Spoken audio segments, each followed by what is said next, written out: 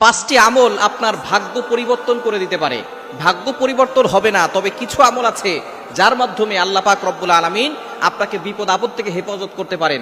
For example, আপনার ভাগ্যে ছিল বড় একটি বিপদ হবে, কিন্তু আপনি একটা আমল করেছেন যে আমলের মাধ্যমে আল্লাহ পাক রব্বুল আলামিন ওই বড় বিপদটাকে সরিয়ে দিয়ে ছোট একটা বিপদ দিয়ে বড় বিপদটাকে আল্লাহ তাআলা দূর করে দিয়েছেন।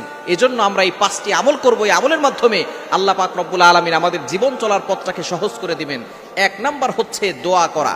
দোয়ার মতো বড় অস্ত্র আর কিছুই হতে পারে না। আমরা দোয়া করতে চাই না, অনেকে আছে বলে যে দোয়া করা যাবে না, হাত উঠিয়ে দোয়া করা যাবে না। আপনি দোয়া করবেন, আল্লাহর কাছে কাকুতি মিনতি করে দোয়া করবেন। ভাগ্য পরিবর্তন হয় না, তবে দোয়ার মাধ্যমে কিন্তু ভাগ্য পরিবর্তন হওয়া সম্ভব। নবীজি সাল্লাল্লাহু আলাইহি ওয়াসাল্লাম জানিয়ে দিয়েছেন, তিরমিজি শরীফের হাদিস, দোয়ার অধ্যায়ের ভিতরে এসেছে, নবীজি সাল্লাল্লাহু আলাইহি ওয়াসাল্লাম জানিয়ে দিয়েছেন, আদ-দুআউ হুয়াল ইবাদা, দোয়াই হচ্ছে একটা ইবাদত। অন্য হাদিস এসেছে, আদ-দুআউ সিলাহুল মুমিন, সাপ্লিকেশন is the weapon of believers, দোয়াই হচ্ছে মুমিনদের অস্ত্র। এজন্য আপনি দোয়া করবেন, আল্লাহ পাক রব্বুল আলামিনের কাছে বেশি বেশি করে চাইবেন। আল্লাহর কাছে চাইলে আল্লাহ তাআলা নারাজ হন না। দুনিয়ার মানুষের কাছে একবার দুইবার তিনবার চাইলেই সে নারাজ হয়ে যায়, অসন্তুষ্ট হয়ে যায়, পরের থেকে আপনার সাথে দেখা করতে চায় না। কিন্তু আল্লাহ এমন একজন প্রভু আমরা পেয়েছি যার কাছে যতবার চাইবেন আল্লাহ তত বেশি খুশি হয়ে যান। এজন্য আল্লাহর কাছে দোয়া করবেন, আল্লাহর কাছে চাইবেন। এক নাম্বার হচ্ছে দোয়া করা। দ্বিতীয় নাম্বার হচ্ছে পিতামাতার সাথে ভালো ব্যবহার করা, সুন্দর ব্যবহার করা। আপনি আপনার পিতামাতার কাছ থেকেও দোয়া নিবেন, তাদের জন্য দোয়া করবেন এবং পিতামাতার কাছ থেকে দোয়া নিবেন। পিতামাতার সাথে সুন্দর ব্যবহার করবেন, দেখবেন পিতামাতার দোয়ায় আপনার ভাগ্য পরিবর্তন হয়ে যাবে। দেখবেন আল্লাহ পাক রব্বুল আলামিন আপনার জীবনে শান্তি দিবেন, অসংখ্য বিপদ থেকে আল্লাহ আপনাকে হেফাজত করবেন। পিতামাতার সাথে কখনো খারাপ ব্যবহার করবেন না। আল্লাহ পাক রব্বুল আলামিন যেখানেই কোরআনুল কারীমের ভিতরে বলেছেন পিতামাতার কথা, সেখানেই তিনি ব্যাখ্যা করেছেন। কোরআন খুলেন 15 নম্বর পারা 3 নম্বর পৃষ্ঠার 6, 7, 8, 9 নম্বর লাইনগুলোতে সূরা বনী ইসরাঈলের 23-24 নম্বর আয়াতে আল্লাহ তাআলা বলছেন, ওয়া ক্বাদা রাব্বুকা আল্লা তা'বুদু ইল্লা ইয়্যাহু ওয়া বিল ওয়ালিদাইনি ইহসানা।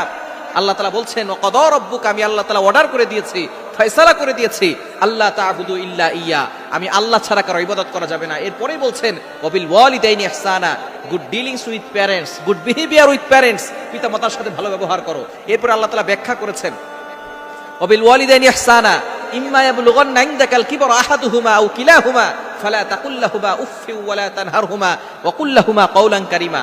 আল্লাহ তাআলা বলছেন তাদের সাথে সুন্দর করে ব্যবহার করতে হবে, তাদের কোনো কথায় উফ শব্দটি বলা যাবে না, এবং তোমার কোনো ব্যবহার যাতে করে পিতামাতা উফ শব্দটি ব্যবহার না করে। এজন্য অবশ্যই পিতামাতার সাথে সবসময় ভালো ব্যবহার করবেন, আপনি দুনিয়াতে শান্তিতে থাকতে পারবেন। 3 নাম্বার হচ্ছে আপনি বেশি বেশি করে আত্মীয়তার সম্পর্ক জড়িয়ে রাখার চেষ্টা করবেন। আত্মীয়তার সম্পর্ক ছিন্ন করবেন না। আত্মীয়তার সম্পর্ক যারা জড়িয়ে রাখে, আল্লাহ পাক রব্বুল আলামিন তাদেরকে দুনিয়াতে হালাল ভাবে ধনী বানিয়ে দেন, তাদের ভাগ্য পরিবর্তন হয়, তারা বিপদ আপদ থেকে বাঁচতে পারেন। হ্যাঁ, আপনার আত্মীয় স্বজন খারাপ, আপনার হিতাকাঙ্ক্ষী নয়, আপনার সাথে বাজে ব্যবহার করে, তারপরও আপনি আত্মীয় স্বজনদের সাথে সম্পর্ক জড়িয়ে রাখেন।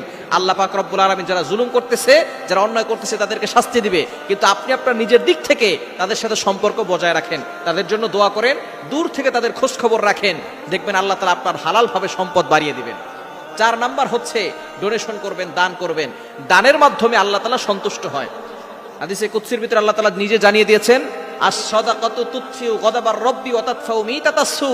যখন কোনো ব্যক্তি ডোনেশন করে, দান করে, এবং কোনো কারণে যদি আল্লাহ তার প্রতি রাগান্বিত হয়ে থাকেন, ওই ব্যক্তি ডোনেশন করার কারণে আল্লাহ পাক রব্বুল আলামিন তার প্রতি সন্তুষ্ট হয়ে যান, স্যাটিসফাই হয়ে যান। এজন্য ডোনেশন করবেন।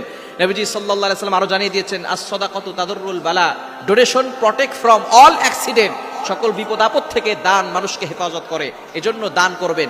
5 নাম্বার আমল হচ্ছে জিকির আজকার করবেন, সুবহানাল্লাহ, আলহামদুলিল্লাহ, লা ইলাহা ইল্লাল্লাহ, আল্লাহু আকবার, এবং আরো কিছু মাসনুন যে জিকিরগুলো আছে, বিসমিল্লাহিল্লাযী লা ইয়াদুররু মা ইসমিহি শাইউন ফিল আরদি ওয়া লা ফিস সামাই ওয়া হুয়াস সামিউল আলিম, লা হাওলা ওয়া লা কুওয়াতা ইল্লা বিল্লাহিল আলিয়্যিল আযীম। এই জিকিরগুলো আপনি করবেন, দেখবেন আল্লাহ পাক রব্বুল আলামিন আপনাকে বড় বিপদ থেকে বাঁচাবেন। ছোট ছোট বিপদ দিয়ে আল্লাহ পাক রব্বুল আলামিন মাঝে মধ্যে বান্দাকে পরীক্ষা করেন, অনেক সময় বড় বিপদও দেন। আল্লাহ পাক রব্বুল আলামিন এই আমলের মাধ্যমে আপনাকে বড় বড় বিপদ থেকে বাঁচাবেন ইনশাআল্লাহ।